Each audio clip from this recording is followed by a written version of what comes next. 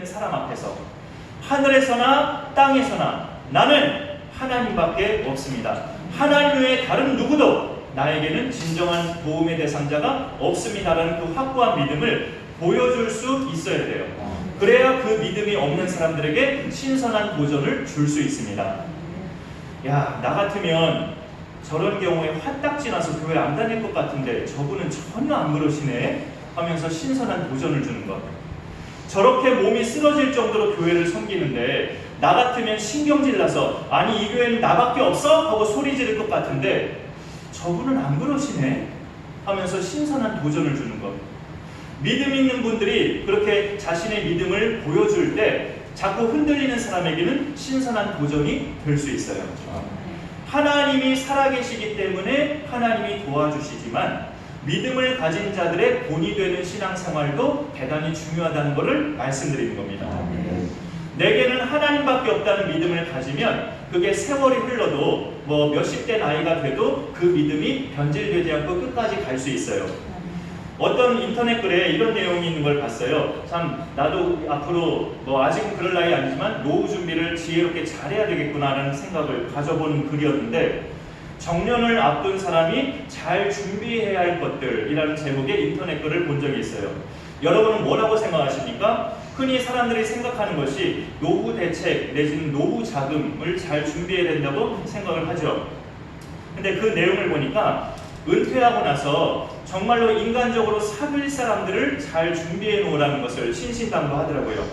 직장 동료는 그 직장을 내가 아무리 수십 년 다녀도 업무 관계로 맺어진 사람들일 뿐이지 나하고 친구까지 될 사람들은 아니라고 단정짓더라고요. 그래서 이 정년을 앞둔 사람이 직장 동료하고 아무리 친해도 나는 이 사람들하고 은퇴하고 나서도 계속 주기적으로 만날 거야 라고 계속 생각하면 착각이라는 거예요. 은퇴한 후에 이제 은퇴한과 동시에 그들과는 이별이 거의 확실하다는 이야기죠. 정말 인간적으로 가까워질 수 있는 친구들, 나에게 정말 인간적으로 따뜻함이 서로 오고 갈 수 있는 그런 친구들을 정년이 되기 전에 마련해 놓으라는 거죠. 그래야 이제 노후가 외롭지 않고 우울하지 않다는 겁니다. 그리고 남자의 경우 다들 이런 생각을 한대요. 일선에서 은퇴하고 나면 이제 아내하고 맛있는 음식도 먹으러 다니고 어디 놀러도 다니고 집안일도 내가 좀 도와주면서 행복한 시간을, 행복한 가정을 꾸려야겠다. 대체적으로 정년을 앞둔 남편들은 그런 생각을 한대요. 근데 재밌는 것은 부인들은 아주 색다른 생각을 한다는 거죠. 정년을 앞둔 남편을 보면서 갑자기 깝깝해지면서 걱정이 몰려온다는 거예요. 이제 내가 저 남자 삼시세끼를 챙겨줘야 되나? 하면서 깝깝해지면서 또 집에 있는 시간이 많아지면 나한테 잔소리하는 것도 늘어날 텐데 하면서 부인들은 갑자기 깝깝한 마음이 몰려오면서 막 숨이 가빠진다는 거죠. 각자가 생각하는 노후 대책은 그다지 장밋빛이 아닌 경우가 참 많습니다. 우리에게 확실한 노후 대책은 하늘에서나 땅에서나 내게는 하나님밖에 없습니다라는 믿음 고백이어야 돼요. 우리 성도님들 중에는 이제 손자, 손녀가 있으신 분들도 많으십니다. 제가 볼 때는 또 젊은 성도님들 중에도 믿음 생활을 열심히 하고자 하는 분들도 계시지만 대체로 교회들마다 보면 안정적으로 믿음 생활을 하시는 분들은 손자, 손녀까지 이제 두신 60, 70대 이상의 분들이 비교적 안정적인 신앙생활을 하셔요. 그런데 인정할 수밖에 없는 한 가지 사실은 오늘 26절에 보면 내 육체와 마음은 쇠약해져 간다는 것. 우리가 세월이 갈수록 나이를 먹을수록 내 육체와 마음은 점점 쇠약해져 간다는 것은 인정할 수밖에 없는 사실이죠. 나이를 먹을수록 젊었을 때는 하나님을 멀리하는 자녀가 보일 때마다 따끔하게 훈계도 하고 강권해서 예배드리러 오게도 하고 그랬는데 이제는 내 몸과 마음이 약해져서 자녀에게 그럴 만한 힘도 없고 의지도 없어요. 그래서 하나님 앞에서 내 자신조차도 불편해요. 예배드리러 나왔어도 하나님 제가 이렇게 사는 게 맞나요? 하면서 나 자신조차도 불편해지는 그런 나이를 먹는 우리의 모습을 볼 수 있어요. 그러나 여러분, 믿음은 나이에 상관없이 어린아이든 노인이든 나이에 상관없이 하나님께 기대는 것이 믿음이에요. 하나님, 제가 기댈 구석이 하나님밖에 없습니다. 제가 아무리 생각해봐도 제가 기댈 구석은 하나님밖에 없습니다 하면서 하나님께 기대는 것이 믿음입니다. 세월이 흐르면서 늙어가고 약해지는 것은 우리 사람만 또 모든 생물체만 그럴 뿐이지 창조주 하나님은 아니시거든요. 하나님은 안 늙으셔요. 그러니 하나님께 우리가 기대면 되는 거죠. 늘 젊으시고 늘 강하시고 늘 한결같으신 하나님께 기대면 우리의 노후도 믿음만큼은 새롭고 힘을 얻고 젊은 믿음으로 하나님 앞에 살아갈 수 있단 말이에요. 오늘 말씀, 추가 말씀 하나를 같이 한번 읽어볼까요? 조금 시간이 걸리는데 시편에 같은 시편 말씀인데요. 102편 27절 28절 한번 읽어봐 주시죠. 시작. 전쟁은 없어지리와 주는 영존하시겠고 그것들과 같이 나가리니 우리와 같이 바꾸시는 바꾸리와 주는 한결같으시고 주의 은혜는 무궁하리라. 신앙생활을 이렇게 이 말씀에 있는 것처럼 한결같으시고 무궁하신 하나님께 기대는 것이 신앙생활입니다. 이런 하나님을 오늘 또 말씀 시편 73편 26절에서는 세약하나 하나님은 내 마음의 반석이시요 영원한 분기시시라 이렇게 말씀하고 있어요. 반석은 이제 바윗돌을 보통 성경에서 반석이라고 하는데 든든함을 상징합니다. 든든함, 확실하게 믿을 수 있는 든든함. 내가 가입한 보험이 그 해당 회사가 재정이 탄탄하고 불안하지 않은 회사면 노후까지 든든하게 그 보험이 잘 끌어갈 수 있겠죠. 하나님을 내 마음의 반석이라고 하는 것은 내 마음의 든든함이 바로 하나님이시라는 거예요. 여러분 결국 모든 환경이 어떻든 간에 마음이 평안한 것이, 마음이 불안하지 않은 것이 행복이라는 생각을 늘 하게 돼요. 마음이 불안하지 않은 것. 희한하게도요, 돈이 무진장 많아도 행복하지 않은 사람들이 많이 있어요. 우리 생각에는 저 정도 돈이 있으면 걱정할 일도 없을 것 같고 신경 쓸 일도 없을 것 같은데 그렇지 않은 경우들이 많이 있어요. 희한하게도 오랫동안 중병에 앓던 사람이 병이 깨끗이 나으면 행복할 것 같은데 그것도 오래가지 않은 사람들도 가끔씩 있어요. 돈이나 건강이 마음을 불안하지 않게 하는 요소는 맞아요. 요소는 맞는데 찬송가 가사 중에 나 어느 곳에 있든지 늘 마음이 편하다라는 가사가 있어요. 늘 마음이 편하게 하는 것은 돈이나 건강이 해주지 못해요. 그거는 역부족입니다. 그 어떤 재벌이나 그 어떤 의사도 절대 흉내낼 수 없는 하늘의 은총이 폭포수와 같이 부어질 때만이 늘 마음이 편할 수 있어요. 그렇게 해주시는 존재가 누구냐? 하나님이시라는 거예요. 그래서 오늘 말씀에서 하나님을 내 마음의 반석이라고 그렇게 표현하고 있습니다. 그리고 그 하나님을 영원한 분기시라고 그렇게 말하고 있어요. 내가 받을 몫의 전부는 하나님이라는 거예요. 내 몫을 누가 얼마나 챙겨줄까 이런 생각을 할 때 하나님, 내가 믿고 있는 하나님이 내 몫이라는 겁니다.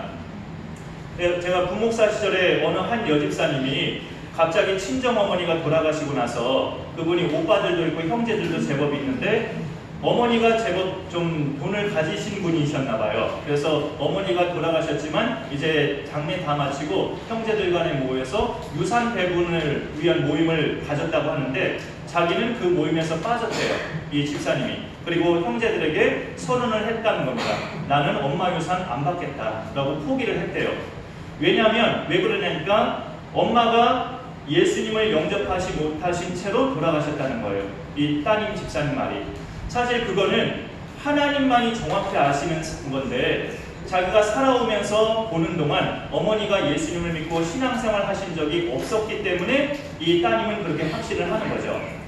형제들 중에 그나마 자기가 예수님 믿는 딸이었는데 엄마 구원도 못 시키고 그렇게 돌아가게 하신 이 못난 죄인이 무슨 유산을 받느냐 하면서 난 안 받겠다라고 그렇게 선언을 했다는 이야기를 들은 적이 있었습니다.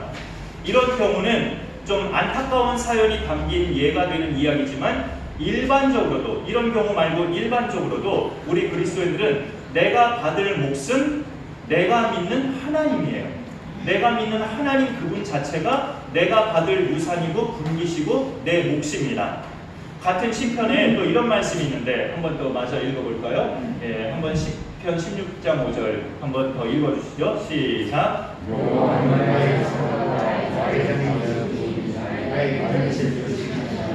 저 짤막한 한 절 말씀을 보면 하나님 그분 자체가 내 산업이고 내 직장이고 내 소득이고 내 분깃이라고, 내 분깃을 지켜주시는 분이라고 그렇게 말씀하고 있습니다. 내 몫을 챙겨주시는 분이 하나님이시고 또 동시에 하나님 자체가 내 몫이라는 거예요. 그래서 예수 믿는 사람들은 물질적인 몫을 분배하는 데 있어서 만약에 다툼이나 분열이 자꾸 일어난다면 그것을 꺼트리는 역할을 믿는 사람들은 해야 돼요. 내가 한 발짝 물러나든지 어떤 방법을 통해서든지 그 갈등과 분열은 없어지게 하는 것이 우리 믿는 자들이 또 해야 되는 역할입니다. 아삽이라는 시인이 이 73편 전체에서 밝히고 있는 악인의 형통과 그로 인해서 자기가 실족할 뻔했다는 고백과 그리고 하나님의 성소에 들어가고 나서야 내가 깨달았다는 이런 고백이 세 단계로 이어지는 것을 우리가 보게 됩니다. 그러면서 깨닫기 전에는 자기가 참 짐승같이 어리석었다라는 고백도 하고 있어요. 성경에서 22절로 보시면 내가 이같이 우매무지함으로 주 앞에 짐승이오나 라는 고백을 하고 있죠. 내가 이렇게 하나님의 뜻을 알지 못해서 참 주 앞에서 내가 짐승같이 생각이 어리석은 자였습니다. 악인의 형통함을 보고 제가 실족할 뻔했다니 제가 참 짐승같이 어리석은 자였군요 라고 하나님 앞에서 고백하고 있는 거죠. 흔들릴 뻔한 자신이 악인의 형통은 잠깐임을 알았을 때 흔들리지 않았고 진짜 행복은 하나님께 가까이 하는 것임을 알면서 실족할 뻔한 상황들을 이겨나갑니다. 하나님이 내 마음의 든든함이고 하나님 그분이 내 몫의 전부임을 알면서 하나님께 붙어 사는 것이 참 행복임을 고백하고 있어요. 믿음에 대해서 성경은 이렇게 말씀해요. 믿음은 바라는 것들의 실상이요 보이지 않는 것들의 증거니. 히브리서 11장 1절에서 우리가 하나님을 믿으면 하나님은 우리에게 실제로 되시는 분인 것을 체험할 수 있다는 거예요. 하나님을 안 믿으니까 생활에서 하나님의 체험을 못하는 것이, 하나님을 믿으면 그 믿음은 하나님을 실제로 체험할 수 있는 믿음으로 나아갈 수 있다는 거죠. 성경 말씀을 하나님 말씀으로 믿으면 이 말씀은 내가 믿는 믿음 때문에 우리 생활 속에서 실제로 이루어지는 생생한 말씀으로 다가올 수 있습니다. 하나님 말씀을 내가 믿으면 이 말씀은 글자에만 머무는 것이 아니라 글자에서 빠져나와서 내 실생활에서 일하는 말씀으로 우리가 체험할 수 있다는 거죠. 오늘 말씀 하나님께 가까이함이 내게 복이라, 이 말씀을 우리가 믿으면 믿음은 바라는 것들의 실상이기 때문에 실제로 하나님을 가까이 하는 것을 체험할 수 있죠. 하나님을 가까이 하면서 복을 누리게 됩니다. 우리가 하나님을 가까이 하는 방법은 이미 여러분의 믿음의 경륜이 또 있으시기 때문에 다 아셔요. 우리가 드린 예배, 또 기도 생활, 또 말씀 읽기, 또 그 말씀 가운데 순종하면서 사는 것, 또 이렇게 사랑하는 믿음의 지체들과의 교제, 또 전도하는 것, 이 모든 것이 우리가 성경대로 행하고 성경대로 믿으면 하나님께 가까이 하는 겁니다. 살아계신 하나님께서 우리를 늘 붙잡고 계심을 우리가 또 믿어야 되겠습니다. 믿음은 각 사람의 믿음 여부에 따라서 역사하는 것이 다르다. 물론 그것도 한편으로 맞는 말이지만 궁극적으로 역사하시는 분은 하나님이기 때문에 하나님은 때로 믿음이 전혀 없는 사람도 역사하실 수도 있죠. 우리가 할 수 없는 부분에서는 하나님이 나서서 일을 하십니다. 하나님께서 우리를 늘 붙잡아 주셔서 흔들리지 않은 믿음으로 우리가 이 복을 누릴 수 있기를 소망하고, 이 복을 주신 우리가 누리고 있는 복들을 자랑하면서 그 안에 있는 하나님을 자랑하면서 많은 사람들에게 하나님이 살아계시고 하나님이 당신을 이끌어 주신다는 그런 사실을 고백하면서 전하면서 살아갈 수 있는 우리 모두가 되기를 소원합니다. 네, 기도하겠습니다. 하나님 감사합니다. 오늘도 이렇게 예배의 자리에 또